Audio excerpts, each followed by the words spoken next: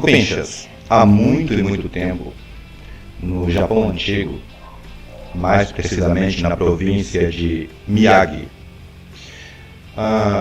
havia uma pequena aldeia, no qual uma mãe estava com seu filho voltando a uma pescaria no final da tarde, já quase noite. E o menino estava bem cansado. Eu lembro que esse menino se chamava Hamakichi. Ele dizia que estava com sono, estava muito cansado, já estava tarde. E ela pegou o menino e seguiu o caminho em direção à sua vila, à beira-mar. Houve um momento em que ela, um pouco penalizada pelo menino muito cansado, decidiu parar um pouco, perto de um monte, onde no topo desse monte havia uma estátua de Kishichigarba, um Jizou-san, uma estátua de um santo budista, um santo responsável, em ocasiões, a levar as almas das pessoas a um lugar melhor, ou resgatar almas de lugares terríveis como o Meikai, o submundo espiritual. E lá no topo, a estatuazinha. Uma... aqui... O Pincha, tudo jóia? Kishichigarba, que é o jeito que se diz o nome do Jizou-san. Acho que Kishichigarba é indiano, né? Para que estão me chamando aqui. Robótica? Meio que eu não posso fazer muito, não. Será que... Deixa eu ver um teste aqui. Testando. Melhorou, Amanari? Amanari? Melhorou?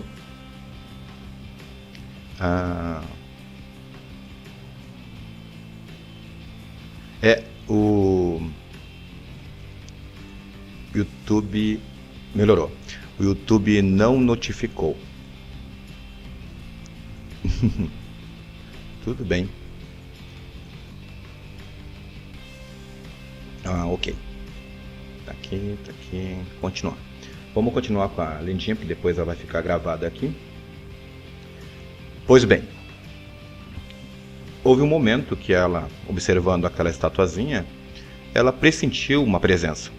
Viu que alguma coisa, ou mais especificamente, alguém se aproximava da estátua.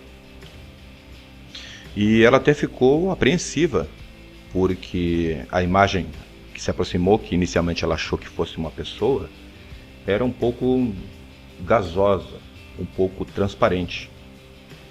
Logo ela percebeu que aquilo era um espectro. Acontece, Cupinchas, que por causa da verificação no painel eu esqueci de contar. Essa estatuazinha em específico, de Kishichigarba, teria o poder de um dia antes da pessoa morrer, encaminhar a alma dessa pessoa a um lugar melhor. Logo essa mulher percebeu, bom, aquilo é uma alma de alguém que vai morrer amanhã. E veio fazer uma solicitação, veio como se diz, buscar redenção ante a estátua de Kishichigarba. E aquele vulto juntou as mãos em prece e ficou ali por um tempo. Só que essa mulher tomou um susto quando, logo atrás dessa figura masculina, apareceu a figura de uma senhora de idade que ela conhecia da vila dela. E ela sabia que essa senhora não estava bem de saúde. Inclusive pensou, nossa, eu até nem fui visitar ela. Quer dizer então que se ela está aqui, a alma dela está aqui, amanhã ela vai fazer a passagem. E de forma muito parecida ao primeiro, juntou as mãos, fez uma reverência e começou a orar para aquela estátua. Só que, enquanto a primeira figura começou a se desvanecer e começou a flutuar e ir em direção ao céu, uma outra figura surgiu atrás daquela alma de senhora de idade. Uma figura feminina, que novamente ela reconheceu como uma conhecida dela. Inclusive estranhou, nossa, ela estava doente, que estranho. Essa figura feminina também fez o mesmo. Juntou as mãos, fez uma prece. E nisso começou a se aproximar mais vultos. E a mulher ficando muito apreensiva, porque começou a surgir uma espécie de procissão de almas. Eram muitas. E vinham de vários lugares. Alguns ela reconhecia, outros não. Eram figuras de homens, mulheres e crianças. E houve um momento em que ela chegou a ver até mesmo a figura de um animal, um cavalo e de vacas. Nisso, após essas almas se aproximarem daquela estátua, elas lentamente foram se desvanecendo e se afastando. Assim, o menininho, que o nome dele era Hamakichi, perguntou para a mãe dele o que estava acontecendo, o que era tudo aquilo. Ela não soube explicar muito bem. Abraçou o filho, pediu para ele fechar os olhos, enquanto aquela procissão de almas passava por eles. E bem, logo depois, que eu me adiantei um pouquinho antes, logo depois aquelas almas começaram a se desvanecer, começaram a flutuar e subiram aos céus. Certamente, pensou ela, sendo guiados pelo Ksitigarbha, por esse santo, a um lugar melhor. Pois bem, ela pegou o filho dela, pensativa, e foi para casa. Chegando em casa, ela contou para o marido dela a experiência que havia tido.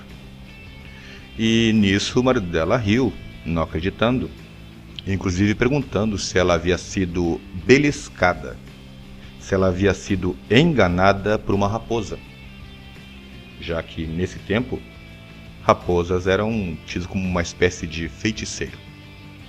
Tudo bem, ele não acreditou e caiu a noite, passou a noite, adormeceram.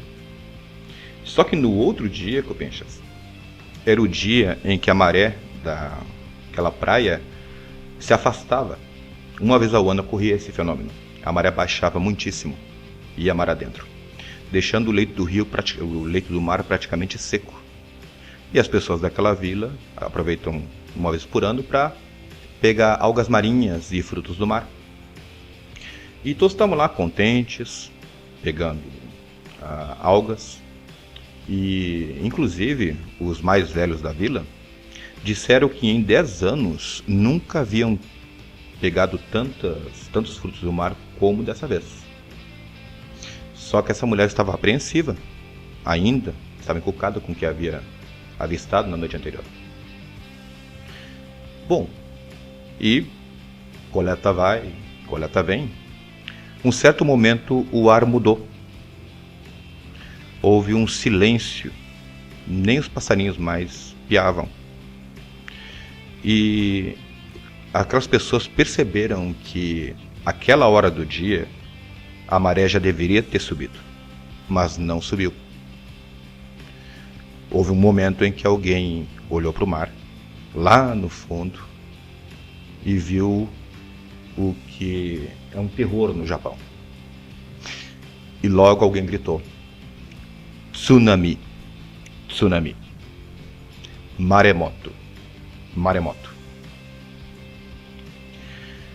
Pois bem, houve um pânico generalizado, todo mundo correndo, e aquela gritaria: foge daqui, pega as crianças dali, as pessoas sem saber para onde correr, algumas correndo até para o lado errado, outras fugindo para o outro lado.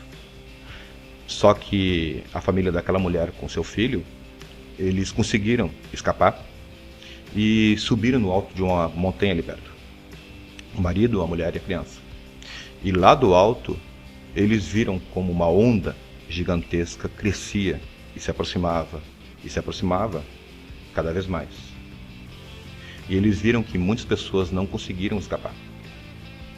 Eles viram que, aquilo ia destruir tudo e realmente ia varreu aquela vila do mapa. Muitos não conseguiram, eles sim. E bem, Cupinchas, esse caso ocorreu em 1720, 1740. 61 pessoas dessa aldeia morreram. 6 cavalos e 4 vacas, segundo as atas de uma cidade vizinha que registrou esse caso. E, curiosamente, a estátua desse Kishijigarbha dizem que se encontra até hoje no mesmo local. E de lá para cá, parece que nunca deixaram faltar flores nem incenso a essa estátua. Eu não sei se deu para ouvir bem, não sei se deu para entender bem essa história, só que tem um detalhe que eu deixei para contar agora. A gente bate o olho nessa lendinha, ouve essa lendinha e logo imagina com a nossa mente aqui do Ocidente de que foi uma previsão, uma premonição, um aviso, só que não, Cupinchas, não foi uma premonição. É o contrário.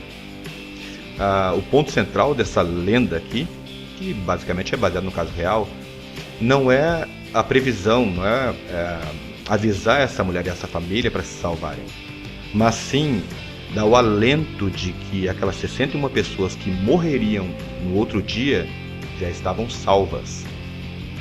Entende? Ou seja, que esse Michibiki de Zousan, esse Kishijigarbha guia, garantiu que essas pessoas estariam em um lugar melhor. E o aviso pouco importa. Curioso, né? Diferente modo de pensar.